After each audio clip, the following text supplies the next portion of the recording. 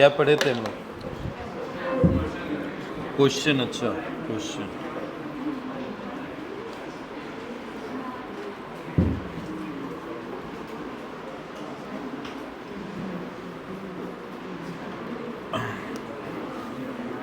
चलिए बात नहीं, शांत हो जाइए। क्वेश्चन कर रहे थे हम लोग। चलिए लिखिए, क्वेश्चन है लिखिए।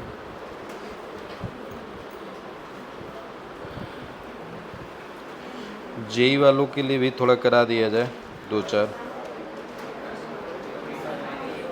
हाँ, मेंस का करा दे रहे हैं अभी। लिखिए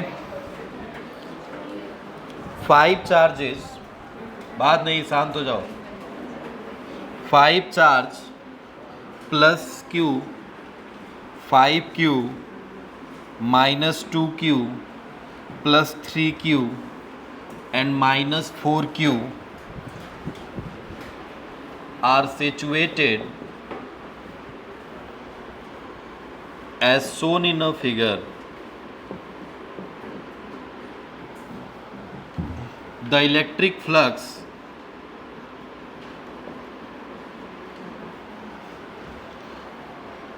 due to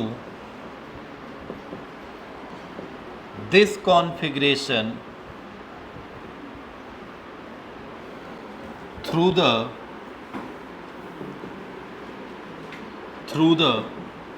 surface S is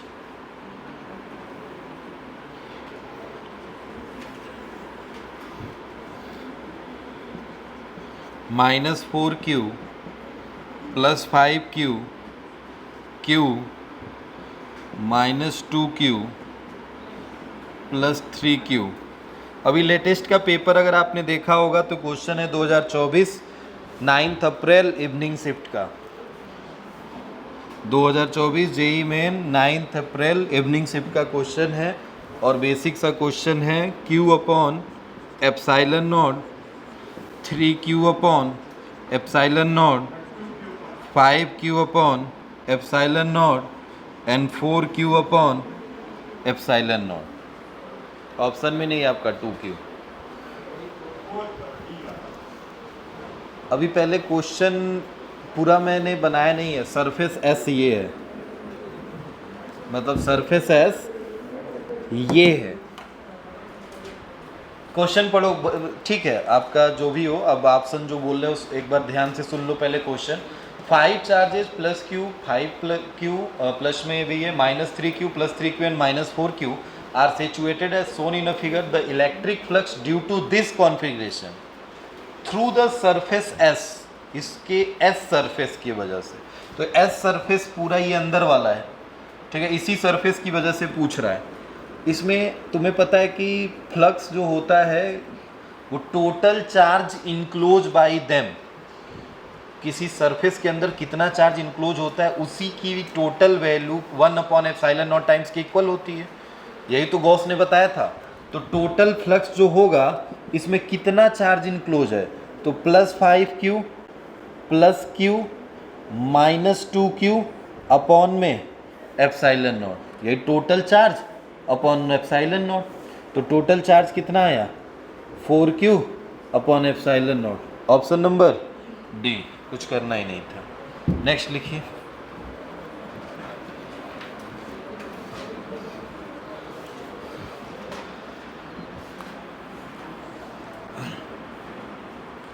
question number second, बात नहीं, in a hydrogen like system है the ratio of Coulombian force and gravitational force between an electron and a proton is in the order of। कल एक question ऐसा बताए थे hydrogen atom वाला जिसमें डेल्टा ई की वैल्यू थी, नीट का क्वेश्चन था, डेल्टा ई की वैल्यू निकालनी थी। इलेक्ट्रॉन को ई और डेल्टा ई प्लस ई प्रोटॉन को माना गया था। यहाँ पे बोला एक हाइड्रोजन एटम है, लाइक सिस्टम है, the ratio of Columbian force and gravitational force between a electron and proton is in order of. तो ये तो क्वेश्चन मैंने आपको दिया था, होमवर्क याद करो। मैंने बोला था कि एक इलेक्ट्रॉन ले लो, एक प्रोटॉन ले लो, और दोनों के बीच में कुछ भी डिस्टेंस ले लो, आर डिस्टेंस ले लो, और उसमें इलेक्ट्रॉन और प्रोटॉन के बीच में लगने वाले इलेक्ट्रोस्टैटिक फोर्स और ग्रेविटेशनल फोर्स, दोनों फोर्स को निकालो। जो फोर्स निकाले होगे उसकी कुछ वैल्यू आई होगी, तो याद होगा आपको। अब मैं नहीं भी अगर बोलूं तो आपको, अगर वो क्वेश्चन किए होते तो आपको आंसर याद होता। उसने बस ऑर्डर पूछा है, ऑर्डर मतलब 10 का पावर, याद होगा ना, ऑर्डर ऑफ मैग्नीट्यूड 10 के पावर की बात कर रहा है, मतलब 10 का पावर 19 है, 10 का पावर 29 है, 10 का पावर 36 है एंड 10 का पावर 39 है। बताइए 10 का पावर 39 आया था, सबने किया होगा मोस्टली। 10 का पावर 39 और 14 आता है, 40 या 39 आता है 10 के पावर 39 में, इलेक्ट्रॉन और प्रोटॉन में। नहीं पता है तो निकाल सकते हो, अगर जो नहीं किए होंगे वो निकाल सकते हैं। देखो एक इलेक्ट्रॉन ले लो और एक प्रोटॉन ले लो, दोनों के बीच में डिस्टेंस कितना ले लिया, आर। तो इलेक्ट्रोस्टैटिक फोर्स पहले निकालोगे, कितनी आएगी, के चार्ज दोनों देखो सेम है, इलेक्ट्रॉन प्रोटॉन पे चार्ज सेम है, अपॉन डिस्टेंस कितना हो जाएगा, आर स्क्वायर। फिर ग्रेविटेशनल निकालोगे, दोनों के बीच में gravitational capital G, M1 M2 दोनों डिफरेंट हैं, सेम नहीं है, M1 M2 दोनों डिफरेंट हैं, बट डिस्टेंस दोनों के लिए वही होगा, आर स्क्वायर। ठीक है, दोनों फोर्स है, दोनों को इक्वेट कर दोगे, K E square upon R square, और इधर capital G M1 M2 upon R square. R square से आर स्क्वायर कट गया। तुम्हें क्या निकालना था, या तो तुम ऐसे इक्वेट कर दो या तो रेशियो निकाल लो, रेशियो निकालो, क्योंकि तुम्हें तो ई स्क्वायर की वैल्यू नहीं निकालनी, तुम्हें तो बताना था। ये लिखा है ना, Columbian force and gravitational force between electron and proton in order of. तो तुम्हें पता है कौन बड़ा होता है इसमें, इलेक्ट्रोस्टैटिक। तो इलेक्ट्रोस्टैटिक्स को ऊपर रख लो, ग्रेविटेशनल को नीचे रख लो, वैल्यू रखो।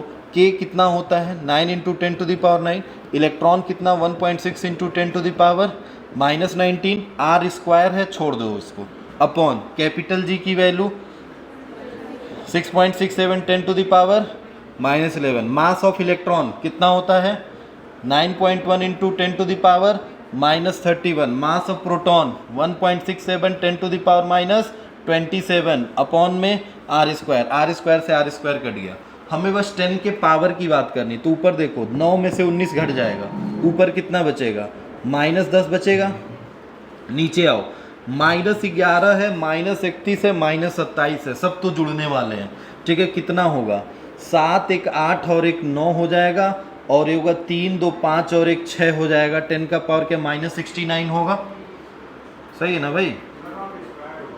कहाँ पे, अच्छा ये 38, तो ठीक है कोई बात नहीं।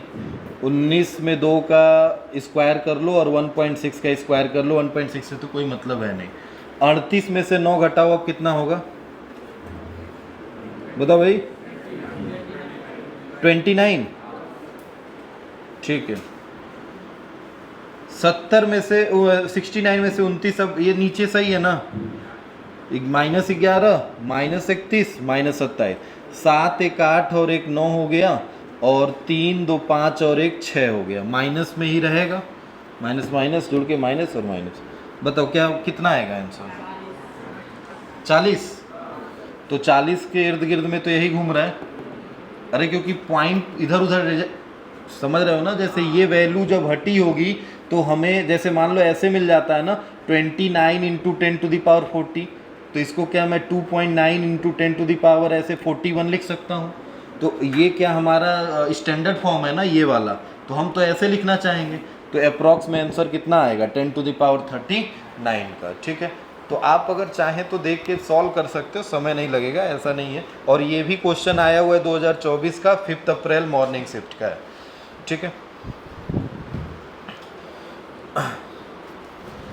अब आप देख लो कितना पढ़ाए हुए जो आपने टॉपिक पढ़े, मेंस के क्वेश्चन हैं, आप कितने आसानी से क्वेश्चन को कर सकते हो। कोई मतलब ऐसा वो नहीं है कि क्वेश्चन नहीं हो पा रहा है। मानते हैं इक्का दुक्का क्वेश्चन ऐसे हो सकते हैं, बहुत शिफ्ट में ऐसा पेपर बनता है, कभी कभी टफ आ जाता है। एक क्वेश्चन ये है 2024 5 अप्रैल मॉर्निंग शिफ्ट। क्वेश्चन ये है ग्राफिकल वेरिएशन ऑफ, अब हम ऑप्शन नहीं देंगे, आप खुद बताओगे, electric field due to uniformly charge insulating solid sphere of radius capital R with distance small r from the center O is represented by। ठीक है, बस ये ऑप्शन बताओ, हम बताने वाले नहीं ऑप्शन, आप खुद से बताओगे जल्दी।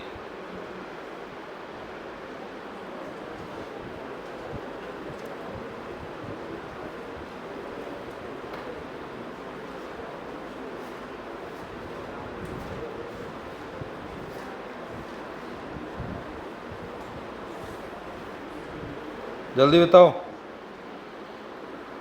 क्वेश्चन पढ़ लिए? क्वेश्चन में थोड़ा ध्यान से देखो क्या लिखा है। Graphical variation of electric field due to uniform charge insulating solid sphere, ये लाइन देख रहे हो, insulating solid sphere of a radius R with a distance R from the centre O is represented by.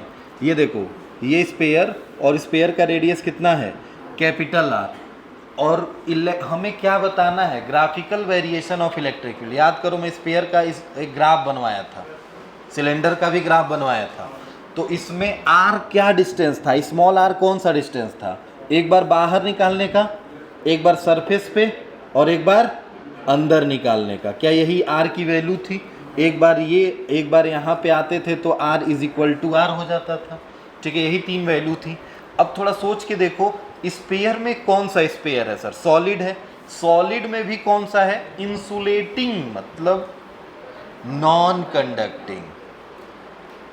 Insulate कर दिया गया ना, insulation मतलब उसमें कंडक्शन नहीं हो रहा है, नॉन कंडक्टिंग हो गया। क्लियर है? अरे क्यों इंसुलेट किया जाता है किसी चीज़ को, कि उसमें कंडक्शन ना हो, तो इसका मतलब वो कैसा है, नॉन कंडक्टिंग। और नॉन कंडक्टिंग में याद करो, इलेक्ट्रिक फील्ड सेंटर से जैसे आगे बढ़ते हो तो धीरे धीरे धीरे धीरे धीरे धीरे जैसे जैसे आर की वैल्यू बढ़ेगी बढ़ेगी बढ़ेगी बढ़ेगी, सरफेस पे क्या मैक्सिमम हो जाएगी, और उसके बाद जैसे आगे बढ़ोगे इलेक्ट्रिक फील्ड घटेगी घटेगी। मतलब क्या हम ऐसे बनाएंगे ग्राफ, याद करो, ग्राफ यूं गया होगा स्ट्रेट लाइन, यहाँ मैक्सिमम, और फिर ग्राफ याद है, यही दिखेगा, ऑप्शन में यही था। अब ग्राफ में ये स्ट्रेट लाइन कहीं पे 0 हो सकता है, कहीं पे कुछ हो सकता है। ग्राफ अगर पढ़े हो, ये बात अगर समझ गए हो, तो सीधे आपके दिमाग में इलेक्ट्रिक फील्ड और आर के बीच में ऑप्शन यही दिखना चाहिए। ठीक है, नोट कर लो, इसमें 4 ऑप्शन दिए थे, तो यही वाला ऑप्शन सही होगा। ग्राफ बना लो।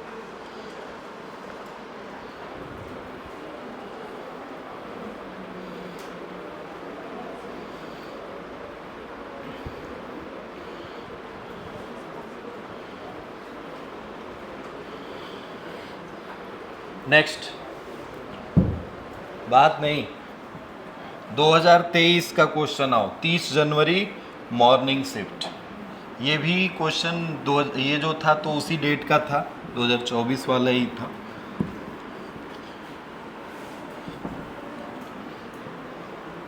अब बताओ भाई, जेई मेंस आसान है कि नीट? नीट आसान है। नीट इतना आसान है कि मतलब एक बच्चा 5-6 साल पेपर देता है, समझ रहे हो ना। नीट से आसान होता है जेई मेंस निकालना। आपने न्यूज़ देखा होगा, जेई मेंस में 60,000 बच्चों ने क्या मेंस के बाद से एडवांस का पेपर ही नहीं दिया। क्यों? क्योंकि उनको पता था कि निकल तो पाएगा नहीं, एनआईटी कॉलेज कहीं से ले लेते हैं। समझ रहे हो ना?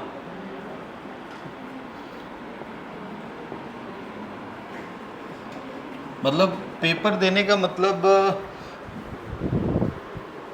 पेपर देने का मतलब आप दे रहे हो पेपर, अब इसमें ऑप्शन बता रहे हैं, पेपर दे रहे हो तो चीज़ें ठीक है, बट क्या होता है कि नीट के पेपर में क्या है, आप जेई का पेपर भी ऐसा नहीं कि टफ नहीं होता है, एडवांस टफ होता है। मेंस के पेपर में बहुत आसान होता है।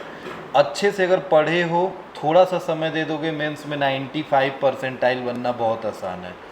स्पेशली अगर आप मतलब वर्क किए हो पूरे 12th में, तो नहीं किए हो तो 1 साल लगेगा। जैसे तुम अभी, वो रुपेश ही पढ़ता है तो वो बहुत तेज नहीं था, सही बात है, पढ़ने में उसका 90 प्लस ही है, मैं मानता हूँ बहुत ज़्यादा नहीं है, मगर फिर भी उतने लायक भी वो नहीं था जब आया था यहाँ पे। तो मगर धीरे धीरे वो पढ़ा, फिर 1 साल गैप बस इसीलिए लिया हो क्योंकि सीरियस लेके नहीं पढ़ता था। और अगर तुम अभी से सीरियस लेके पढ़ रहे हो तो नंबर अच्छा आएगा। वो 1 साल अगर मेहनत अभी रुक के किया है, वो स्टार्टिंग से बस क्लास में वो रेगुलर रहता था, बस ये था, जैसे डेली प्रेजेंट रहता था, पढ़े ना पढ़े वो बात अलग है, मगर क्लास में बैठे रहोगे तो तुम कुछ 2-4 मिनट तो सुनोगे ही सुनोगे, वो तो है। इसका ऑप्शन बता दे रहे हैं, पहले नोट कर लो क्वेश्चन। हाँ,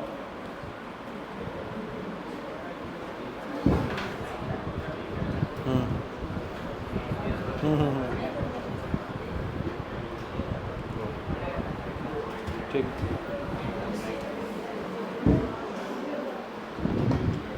ऑप्शन लिखिएगा, ऑप्शन क्या है?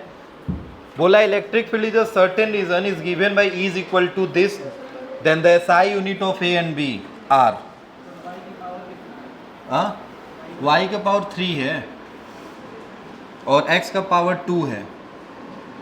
ऑप्शन है A, newton metre square coulomb and newton metre cube coulomb, newton metre cube coulomb inverse, newton metre square coulomb inverse, newton metre cube coulomb, newton metre square coulomb. ये A और B दोनों के हैं option, मतलब ए का और B दोनों का पूछा, इसलिए दो दो लिख रहे हैं। Newton metre square coulomb inverse, newton metre cube coulomb inverse. ठीक है, ये आया है 2023 का क्वेश्चन है जेई मेन। हाँ,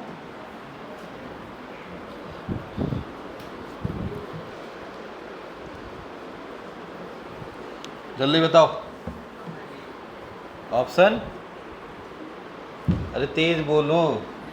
सी, डी, बी, बस ये बचा है।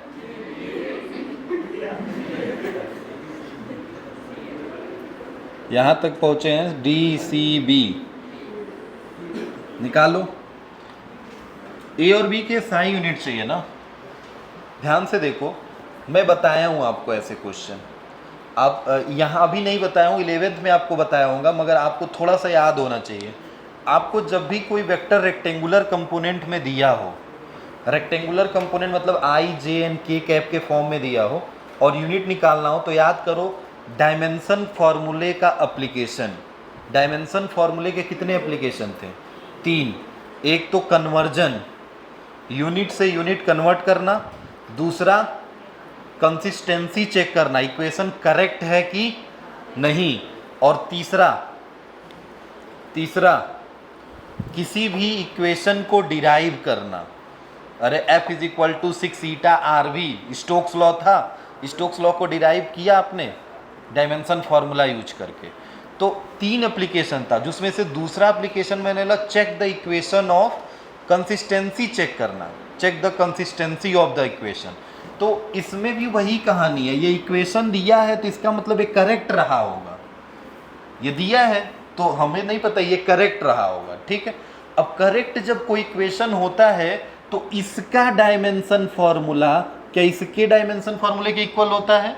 और फिर इसका डायमेंशन फॉर्मूला इसी के डायमेंशन फॉर्मूले के इक्वल होता है। सॉल्व कर देंगे, ए और बी का डायमेंशन फॉर्मूला मिल जाएगा। अब बताओ, ये आई वाला है, आई की जगह पे क्या लिखा है? ए अपॉन एक्स स्क्वायर। ध्यान से देखो क्या है, ए अपॉन एक्स स्क्वायर, और इसकी वैल्यू किसके इक्वल है? ई के। तो दोनों की वैल्यू इक्वल करके, ऐसा नहीं वैल्यू नहीं है, डायमेंशन फॉर्मूला निकालना। तो ए तो कांस्टेंट है, छोड़ दो। एक्स क्या है? अरे एक्स एक्सिस का डिस्टेंस होगा, वाई एक्सिस का डिस्टेंस होगा। ध्यान से देखो, बात नहीं, एक्स एक्सिस का डिस्टेंस है तो एक्स डिस्टेंस का क्या हो जाएगा? एल का power 2 is equal to electric field का क्या होता है? Dimension formula. अच्छा, यहाँ यूनिट बताना है ना, डायमेंशन फॉर्मूला नहीं बताना है। क्या बताना है? यूनिट। तो यूनिट ही लिखना है, मीटर स्क्वायर हो जाएगा। और इलेक्ट्रिक फील्ड का क्या होता है? न्यूटन पर। तो मीटर स्क्वायर क्या इधर चला जाएगा? Then A is equal to newton metre square पर कूलम, या कूलम इनवर्स क्या लिखा जा सकता है? कहीं दिख रहा है? बी। इसका मतलब बी ये आएगा, चेक करते हैं। बताओ, B upon Y Q is equal to, ये किसके इक्वल होगा? ई के। तो बी को छोड़ दो, वाई भी डिस्टेंस है वाई एक्सिस का, तो metre cube is equal to electric field का न्यूटन पर, मीटर क्यूब उधर चला जाएगा, then newton metre cube coulomb inverse. क्या बी का यही आ रहा है ऑप्शन में? ऑप्शन नंबर डी, नोट कर लेंगे।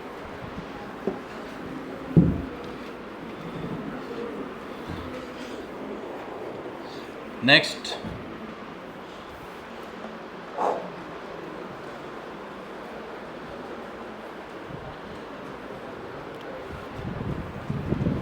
दो 25 जनवरी इवनिंग शिफ्ट, 26 जनवरी से एक दिन पहले का paper. A point charge of 10 microcoulomb is placed at the axis of, या at the origin लिखना, at the origin, at what location, at what location on the x axis should a point, ये बताऊंगा नहीं, solve करके आप बताएंगे। Should a point charge of 40 microcoulomb be placed so that the net electric field, the net electric field is 0 at x is equal to 2 centimeter on the x axis। Option है 6 centimetre, 8 centimetre. Solve करके बताना भाई, कहीं से अगर लिखे होगे PYQ तो छाप मत देना, बस हमें सॉल्व करके चाहिए। -4 centimetre. 2023 JEE Main morning shift, 25 जनवरी।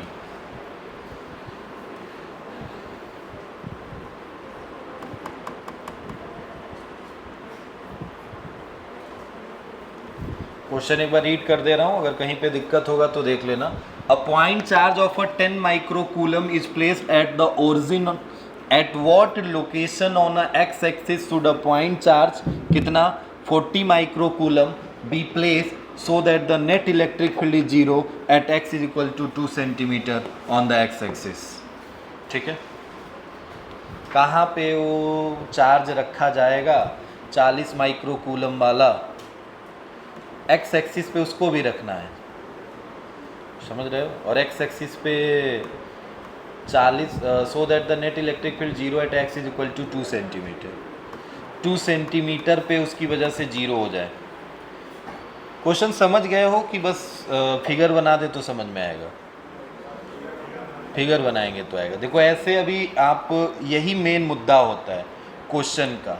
क्वेश्चन 2 बार पढ़ के अगर समझ रहे हो, फिगर बना रहे हो, रफली बन गया, तभी क्वेश्चन सॉल्व होगा, क्योंकि आप कर लोगे। जब बन जाएगा फिगर तो आप खुद करोगे। बोला एक पॉइंट चार्ज है, वो 10 माइक्रो कूलम का है, is placed at the origin. Origin पे प्लेस कर दिया मैंने। ओरिजिन मतलब समझ रहे हो, एक्स एक्सिस वाई एक्सिस रहा होगा, तो वाई एक्सिस का जिक्र नहीं है तो मैं बस एक्स एक्सिस ही कंसीडर कर रहा हूँ। ये है एक्स एक्सिस। अब सुनना थोड़ा ध्यान से, ओरिजिन पे रखा है।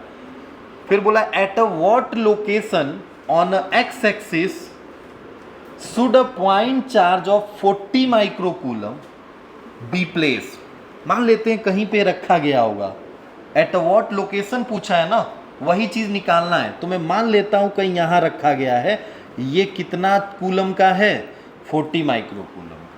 ठीक है, 40 माइक्रोकूलम का चार्ज रखा गया। अब बोला सो दैट, जिसकी वजह से या इसलिए net electric field is zero. कहां पे? At X is equal to 2 centimetre. अब बताओ ये ओरिजिन है, तो ओरिजिन से 2 सेंटीमीटर तो बस यहीं चलोगे तो मिल जाएगा, यहीं मिल जाएगा ना। तो इसका मतलब यहां से यहां आने में डिस्टेंस कितना है, 2 सेंटीमीटर। और यहां से यहां का डिस्टेंस हमें नहीं पता है भाई मेरे, ये x है। क्या हमें यही पॉइंट निकालना है, x की वैल्यू? तो बताओ ये इस पॉइंट पे, मान लेते हैं इस पॉइंट का नाम q दे देता, नहीं q नहीं, q तो चार्ज हो जाएगा, p दे देता हूँ। इस p पॉइंट पे ये चार्ज भी इलेक्ट्रिक फील्ड लगाएगा, पॉजिटिव है तो इधर लगाएगा E1, और ये पॉजिटिव है तो ये भी लगाएगा, और ये इधर लगाएगा, कितना है E2। दोनों कट जाएंगे अगर इक्वल होंगे, नेट इलेक्ट्रिक फील्ड जीरो हो जाएगा। इसका मतलब हमें x निकालना है। तो क्या एक बार इसका इलेक्ट्रिक फील्ड E1 निकाल लो, एक बार इसका निकाल लो E2, दोनों इक्वेट करोगे, क्या x नहीं पता चल जाएगा? इक्विलिब्रियम प्रॉब्लम है, बताया गया, बस क्वेश्चन करने का तरीका बदल दिया है। पहला, ठीक है,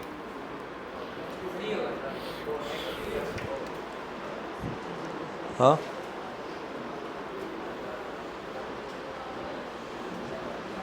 ठीक है, अभी कॉल कर देंगे।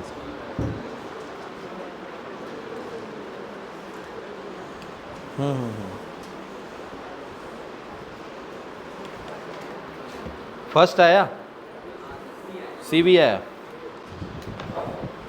फर्स्ट आया और सी भी आया। बोलो भाई, किसी का आया? और ए और भी कुछ? ए एक ही ये दिया हूँ मैं, ऑप्शन में 6 सेंटीमीटर आ रहा है, 6 centimetre is the correct answer. भाई 6 centimetre is the correct answer है, तो जाहिर सी बात है, मतलब चार्ज इधर ही रहा होगा। और ऑप्शन देख लो भाई, एक बार ध्यान से देखो, ऑप्शन में 6, 8, 4 मेजॉरिटी प्लस की ज़्यादा है। इससे भी तुम्हारे दिमाग में एक चीज़ चलना चाहिए कि ये में भी हो सकता है, मगर मोस्टली आंसर इन्हीं में से होना चाहिए, क्योंकि मेजॉरिटी मिलता जुलता पॉजिटिव में यही है। अगर निगेटिव होता ना तो निगेटिव में एक और देता हो, तब तुम कंफ्यूज होते। तो अब मेजॉरिटी इसमें है। और दूसरी बात यह है कि ये x 2 था, तो जाहिर सी बात है वो चार्ज कहीं बाहर रहा होगा, बीच में वो पॉइंट रहा होगा, बीच में और थोड़ा सा इधर, क्योंकि 2 ही दिया है।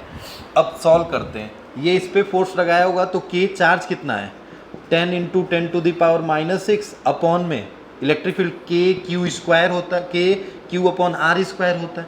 r कितना है, तो 2 इंटू 10⁻², क्योंकि सेंटीमीटर में तो चेंज करने की ज़रूरत नहीं है, 2 स्क्वायर, क्या 2 इंटू 2 लिख देंगे, इज इक्वल टू, चलो 2 स्क्वायर ही लिख दो, के क्यू अपॉन आर स्क्वायर।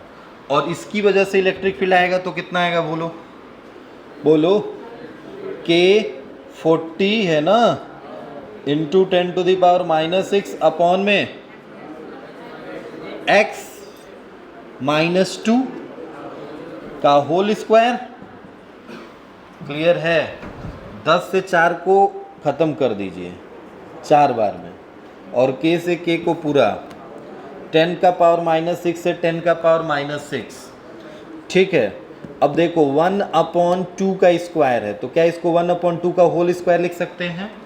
और इधर देखिए 4/x-2 का होल स्क्वायर है, तो क्या इसको 2/x-2 का पूरा होल स्क्वायर लिख सकते हैं? दोनों स्क्वायर में है तो बेस इक्वेट कर देते हैं। 1/2 क्या 2/x-2 के इक्वल होगा, क्रॉस मल्टीप्लाई करेंगे then x-2 is equal to 4, -2 उधर चला जाएगा तो x is equal to 6 centimetre is the answer, option number first. ठीक है, नेक्स्ट लिखिएगा। 2022 19 जून मॉर्निंग शिफ्ट। अगला जो क्वेश्चन है,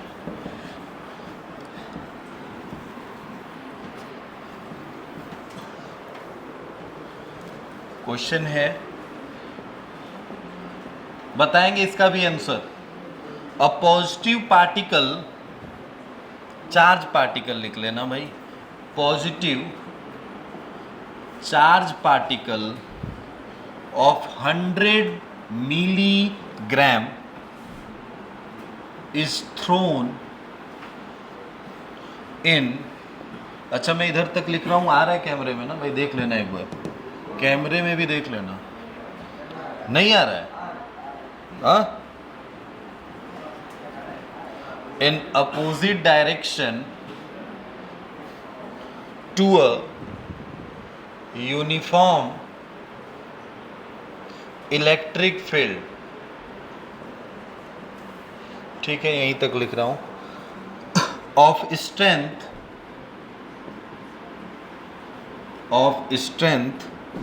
1 into 10 to the power 5 Newton per coulomb if the charge on the particle is 40 microcoulomb and the initial velocity, अच्छा question है, is 200 meter per second, then how much distance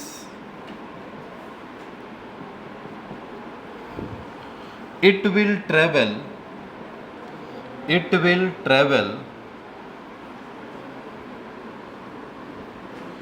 before coming to rest। option is 1 meter, 5 meter, 10 meter and 0.5 meter। Question एक बार पढ़ दे रहे हैं, आप पहले note कर लीजिए, जहाँ नहीं समझ में आएगा छोड़ दीजिएगा, मैं बोल रहा हूँ एक बार।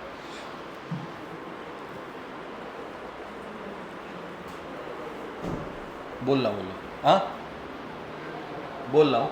अ positive charge particle of 100 milligram is thrown in opposite direction to a uniform electric field. ठीक है, जिसका स्ट्रेंथ कितना है, of strength 1 into 10 to the power 5 newton per coulomb.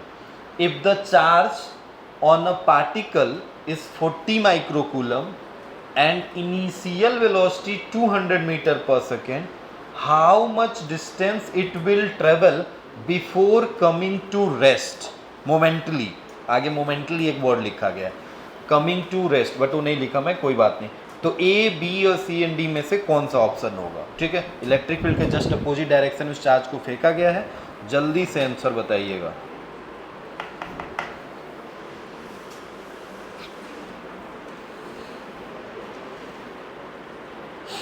Solve करो जल्दी।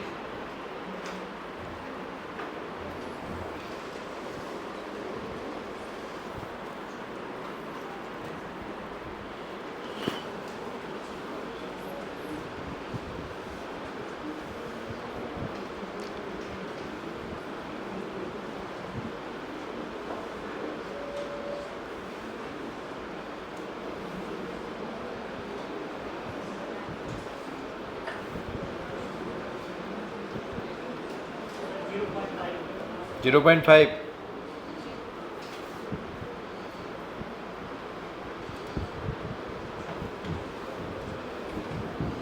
आए भाई, सबका आ रहा है क्या कुछ ऐसे 0.5?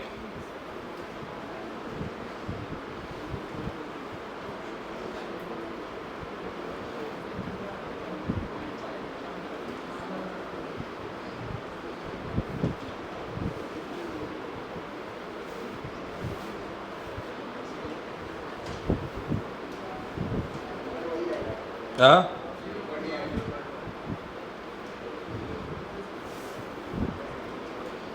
0.5। अच्छा, क्या फॉर्मूला लगाया?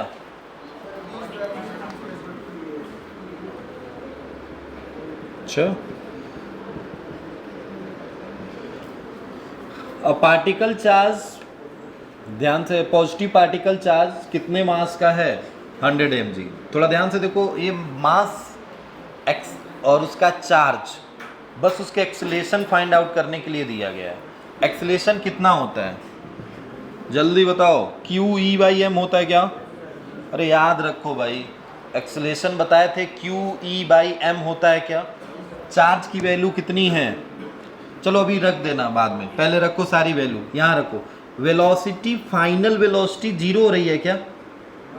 अरे भाई रेस्ट पे जा रहा है। फाइनल वेलोसिटी इनिशियल कितनी है? तो 200 का स्क्वायर 2a की जगह पे QE/m और इनटू में s। क्या यही s निकालना है? कितना डिस्टेंस ट्रेवल करेगा? माइनस है यहाँ पे साइन, चलो ठीक है, यहाँ से हमें s निकालना है। पहले इन सब की वैल्यू रख लीजिए उठा के। चार्ज बताइए, 40 है क्या? माइक्रो कूलम है। और QE इलेक्ट्रिक फील्ड 10 का पावर कितना है?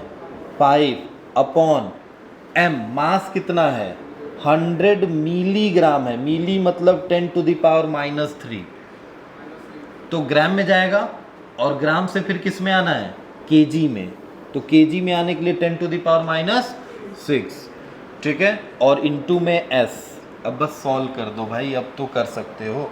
देखो इसको लिख सकते हो 4 × 10⁻⁴। ये वैल्यू भेज दे रहा हूँ मैं ऊपर, 100 × 10⁻⁻6 अपॉन में।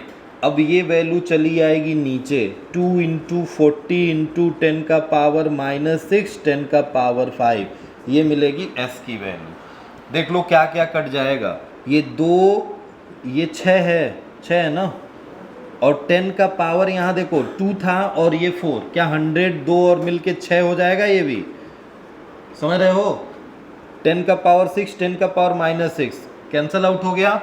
यहाँ देखो 10 का पावर -6 और 10 का पावर 5 कट जाएगा, एक बचेगा -1 में, वो भी ख़त्म हो सकता है यहाँ से। क्या 10 का पावर 6 हो जाएगा? ये कैंसल आउट, 4 2 जा 8 और ऊपर बचा 4, 1/2, 1/2 मतलब 0.5 मीटर। हाँ मीटर में है, वही आंसर। नेक्स्ट लिखिए। –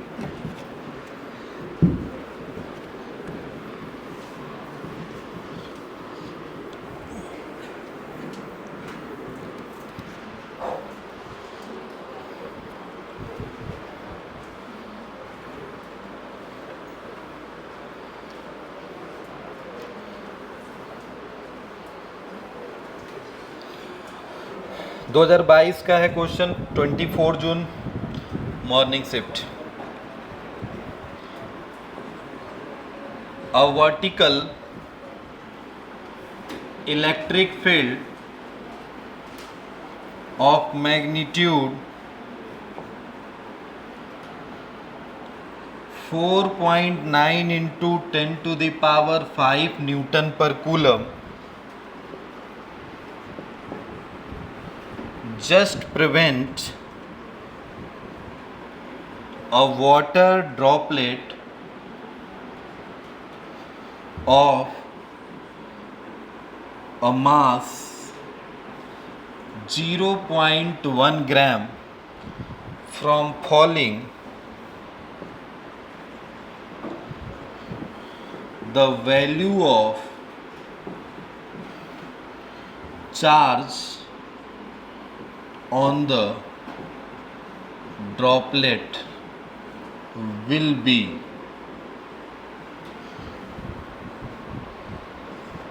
1.6 10⁻⁹ coulomb, 2 × 10⁻⁹ coulomb, 3.2 × 10⁻⁹ coulomb, and D है 0.5 × 10⁻⁹ coulomb।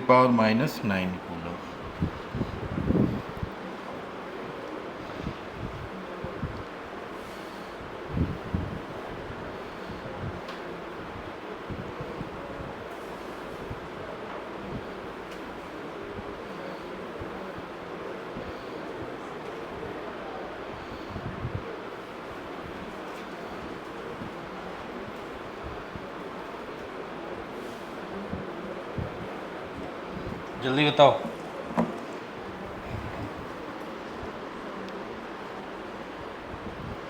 आंसर बताइए।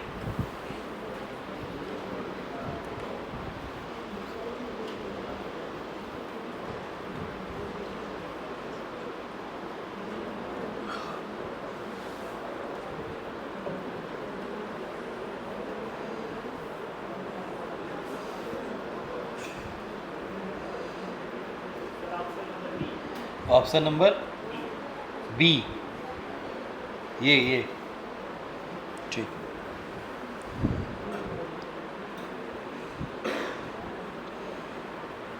ऑप्शन नंबर बी, बोलो भाई आया और किसी का आया? बी, ऑप्शन सी डी कुछ भी आया मिलता जुलता? जी की वैल्यू 9.8 ले लेना अगर जी कहीं यूज किए हो तो।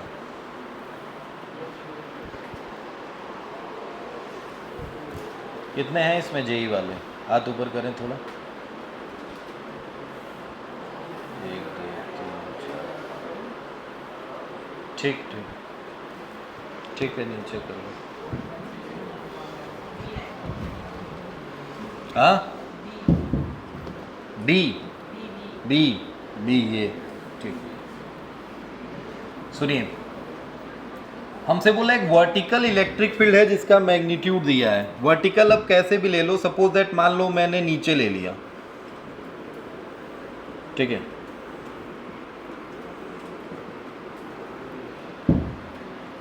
यही होगा, नीचे ले लिया। अब उसमें एक पानी की बूंद है, वाटर का ड्रॉप है जिसका मास 0.1 ग्राम है फ्रॉम फॉलिंग, वो उसमें गिर रहा है। The value of charge on the droplet will be.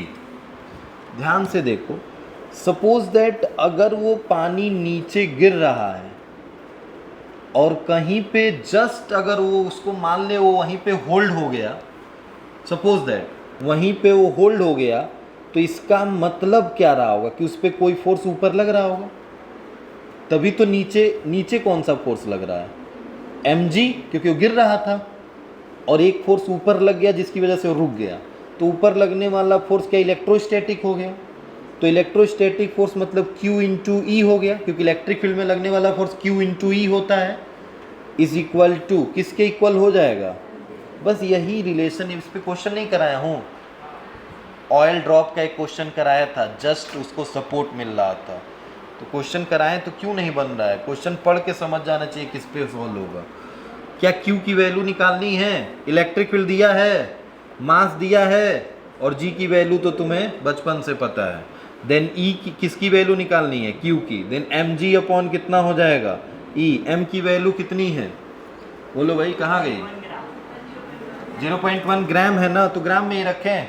नहीं, तो कितना 0.1 इंटू 10 टू द पावर -3 हो जाएगा, और इंटू में हो जाएगा G की वैल्यू 9.8 अपॉन में इलेक्ट्रिक फील्ड कितना है? 4.9 इंटू 10 टू द पावर 5। ठीक है, पॉइंट हटा लेते हैं, पॉइंट हटा दें। अरे 4.9 से कट जाएगा क्या? कितनी बार में? 2 बार में कट गया। अब 0.1 है इंटू और 2 है, तो क्या 0.2 इंटू 10 का पावर -3 और नीचे 10 का पावर 5 है, तो ऊपर जाके क्या 8 हो जाएगा? 0.2 हटाएंगे, देन 2 इंटू 10 का पावर कितना हो जाएगा? -9। Option number B. क्या नहीं आ रहा है? आ सब रहा है, कर नहीं रहे हैं आप। अब ये नहीं बताएंगे, ये आप बताएंगे। 2021 कोरोना वाले टाइम में सितंबर में हुआ था पेपर जेई का,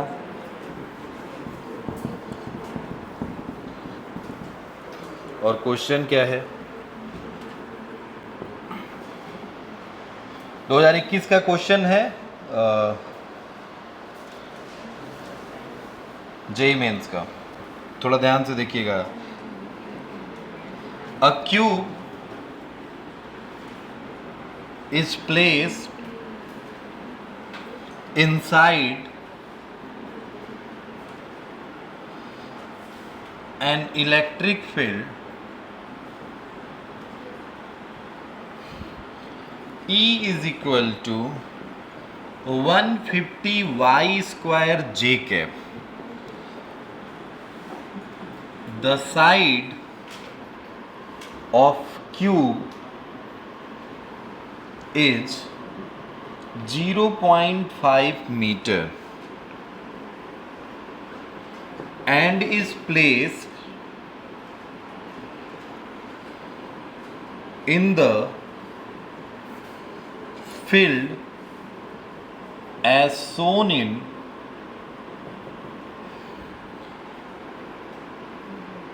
given figure. The charge inside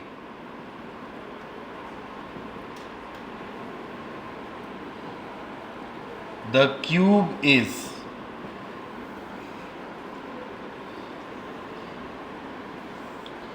the charge inside the cube is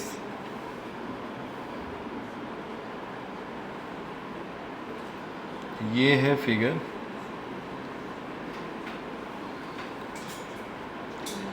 अरे क्यूब बना लो बस। कैसे बनता है भाई, भूल गया हूँ मैं। अच्छा हाँ, ऐसे बनता है, ठीक है। ये Y axis, X axis, Z axis. And electric field जो है तुम्हें पता है किस एक्सिस में चल रहा है, जे कैप में है, तो बताने में जो बनाने की ज़रूरत नहीं है। ऑप्शन दे रहा हूँ, एक सेकंड रुकना। कहाँ चला गया ऑप्शन? ऑप्शन है, लिख लेना भाई, ऑप्शन बाद बंद कर लो। ऑप्शन लिखो 3.8 इंटू 10⁻⁻11। ऑप्शन बी है 8.3 इंटू 10⁻⁻11। ऑप्शन सी है 3.8 इंटू 10⁻⁻12। और ऑप्शन डी है 8.3 इंटू 10⁻⁻12 कूलम, ठीक है। जल्दी बताइए।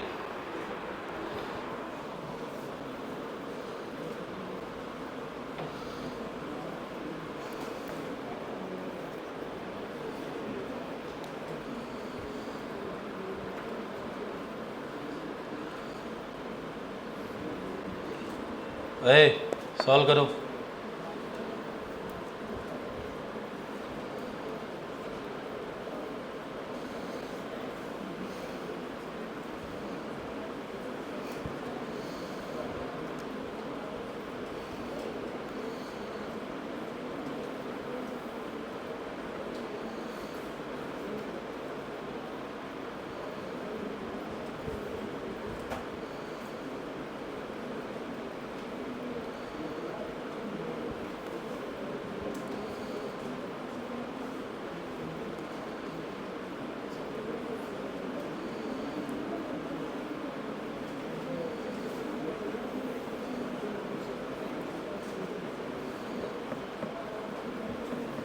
क्या निकालना है? हाँ, अब एक क्वेश्चन याद है एनसीईआरटी का, मैंने दिया था होमवर्क करके आने के लिए, जिसमें E is equal to E naught X I cap या जे कैप जो भी लिया हुआ, आई कैप दिया था। इलेक्ट्रिक फील्ड मतलब ऐसे चल रहा था। इसमें इलेक्ट्रिक फील्ड कैसे चल रहा है? वाई एक्सिस, जे कैप है ना, मतलब किस में चल रहा है? बना लेते हैं इसे इलेक्ट्रिक फील्ड। अब बस एक सेकंड सुनो, ये ओरिजिन पे रखा हो चाहे ओरिजिन से इधर हो, इससे कोई मतलब है नहीं। क्यों? क्योंकि इलेक्ट्रिक फील्ड किधर चल रही है। अगर इलेक्ट्रिक फील्ड इधर चल रही होती तब मतलब होता, समझ गए? अब बताओ, अगर इलेक्ट्रिक फील्ड, देखो थोड़ा ध्यान से सोचो, उस वाले क्वेश्चन से रिलेट करो। इलेक्ट्रिक फील्ड इधर चल रही थी तो बस दो प्लेट का इलेक्ट्रिक फील्ड निकाल रहे थे, फर्स्ट सेकेंड, बाकी सब की वजह से 90 डिग्री एंगल बन रहा था। और cos 90 कितना हो जाता है? 0, क्योंकि फ्लक्स की वैल्यू होती है E A cos theta, E A cos theta. तो थीटा क्या इसके लिए 90 हो गया था उस क्वेश्चन में, नीचे वाले के लिए हो गया था। फ्रंट और बैक दोनों के लिए हो गया था, बस बचा कौन था, लेफ्ट एंड राइट, यही दो बचे थे। इसमें देखो इलेक्ट्रिक फील्ड ऊपर चल रहा है, तो एक तो इलेक्ट्रिक फ्लक्स नीचे वाले के लिए होगा और एक किसके लिए होगा, ऊपर, बाकी सबके लिए 90 डिग्री होगा। तुम देख लो, क्या इनका एरिया वेक्टर इधर चलेगा लेफ्ट एंड राइट वालों का, और इलेक्ट्रिक फील्ड ऊपर चल रहा है, क्या 90 डिग्री एंगल बन गया, और आगे पीछे वालों का एरिया वेक्टर इधर और इधर जाएगा और इलेक्ट्रिक फील्ड ऊपर चल रहा है, क्या 90 डिग्री। तो बस इसमें किसका किसका निकालेंगे, नीचे वाले का और मतलब बॉटम एंड टॉप दोनों का पहले इलेक्ट्रिक फ्लक्स निकालो। बॉटम का पहले इलेक्ट्रिक फ्लक्स निकालते हैं, बताना ई ए कॉस कितने डिग्री का, बताओ भाई। एरिया वेक्टर क्या नीचे होगा और इलेक्ट्रिक फील्ड, तो क्या cos 180, cos 180 मतलब माइनस ई ए। अब ई की वैल्यू कितनी है, 150 है। y अभी रहने दो, छोड़ो अभी, y स्क्वायर रहने दो, जे कैप और एरिया नीचे वाले प्लेट का, और ये प्लेट क्या स्क्वायर प्लेट है ना, जिसका साइड 0.5, तो क्या एरिया लेंथ इंटू, तो कितना हो जाएगा 0.5 इंटू 0.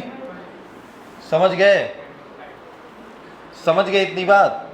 अब एक बात बताओ, सुनो इधर, ये जो वैल्यू है हमारा y स्क्वायर, वो क्या है सर, y एक्सिस में ये प्लेट कितना ऊपर चला है, कहीं चला है क्या, y एक्सिस में चला ही नहीं है, नीचे वाला प्लेट वही नीचे है, तो y की वैल्यू इस वाले में क्या होगी, पूरे को क्या बना देगी, मतलब बॉटम का भी फ्लक्स कितना हो गया, 0। समझ गए। अब किसका निकालना है, टॉप का। सर फ्लक्स क्यों निकालना है, चार्ज दिया था भाई, फ्लक्स निकाल लोगे तो flux is equal to Q inside upon epsilon naught होता है क्या, तो टोटल फ्लक्स पता चल जाएगा, तो क्या क्यू की वैल्यू नहीं निकल जाएगी, एप्सिलॉन नॉट तो तुम्हें पता ही है, तो तुम इसीलिए टोटल फ्लक्स निकाल लो, बाकी सबकी वजह से 0 हो गया, बस बॉटम एंड टॉप बचा था जिसमें बॉटम भी 0 हो गया।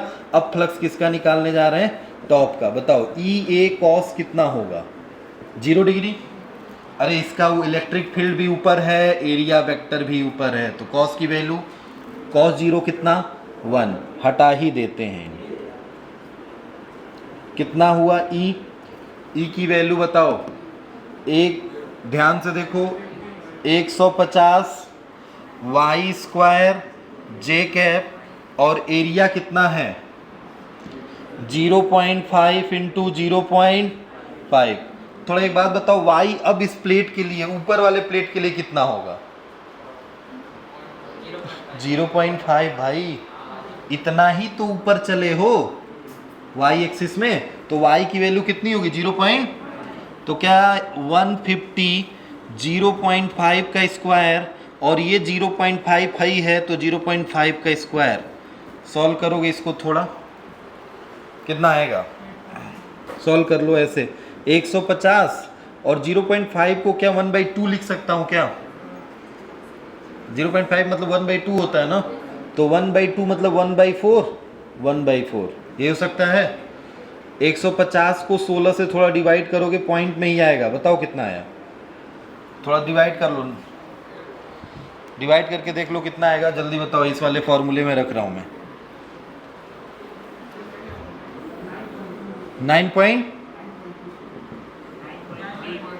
9.3 ले लेते हैं, चलो ठीक है, 9.3 न्यूटन, ये हमारा क्या है, फ्लक्स है ना, तो अभी यूनिट छोड़ दो, यूनिट तो सब एसआई में ही होगी, यूनिट लिखना चाहे तो लिख सकते हो, कितना होता है न्यूटन मीटर स्क्वायर पर कूलम, ठीक है।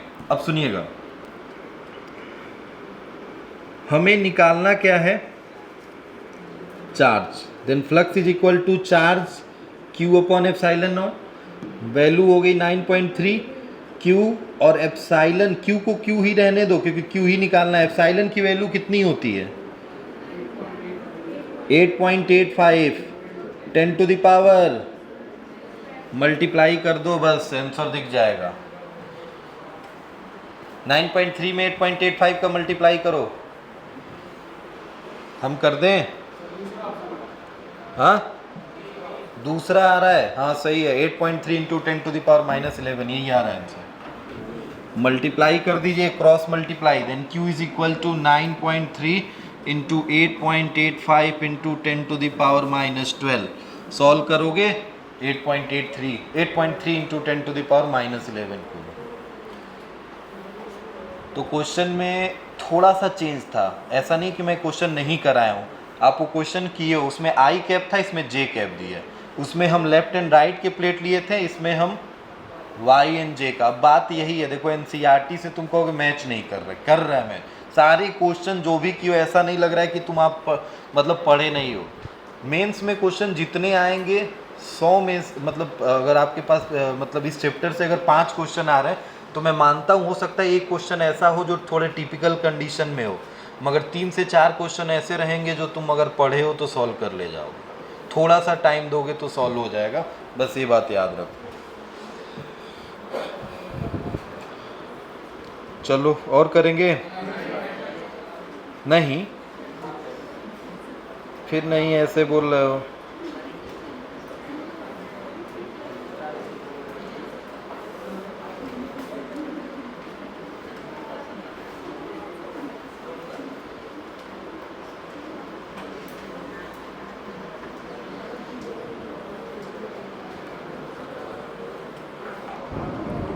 मतलब नहीं करना है।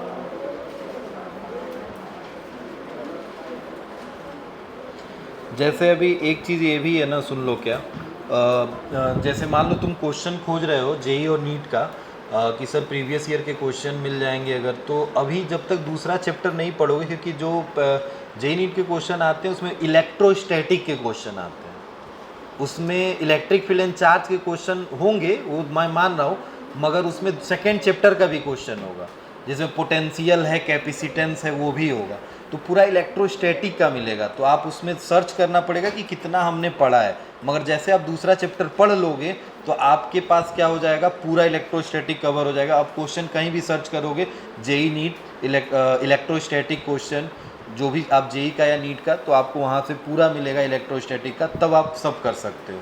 बट अभी फ़िलहाल में आप अगर कहीं से कर रहे हो तो इस बात का ध्यान देना, अगर नहीं बनना है तो कंफ्यूज मत होना, पोटेंशियल वर्ड आएगा तो अभी भाई वो नहीं पढ़े वो चैप्टर, इलेक्ट्रिक फील्ड की डेंसिटी आ रही है, प्लेट आ रहा है, इलेक्ट्रिक फील्ड निकालना आ रहा है, कैपेसिटेंस आ रहा है, कैपेसिटर आ रहा है, तो अभी नहीं पढ़े, वो सेकेंड चैप्टर का है।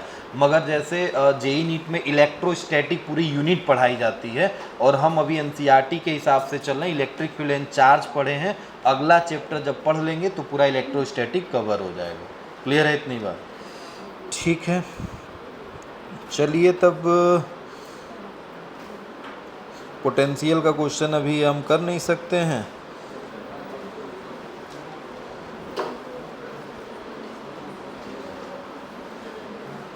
ठीक है, चलिए बाकी हम अब कल ही करेंगे, मंडे को नया चैप्टर स्टार्ट किया जाएगा।